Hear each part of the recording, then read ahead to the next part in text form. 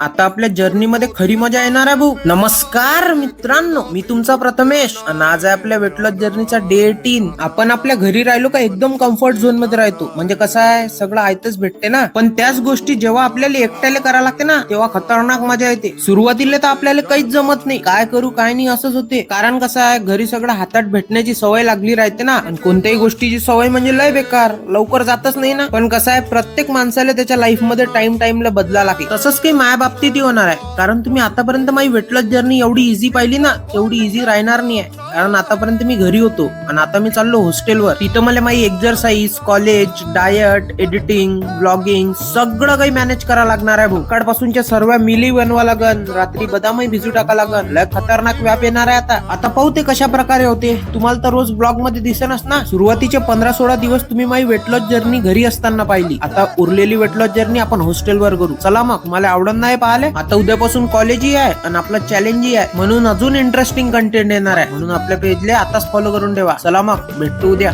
तोपर्यंत जय महाराष्ट्र.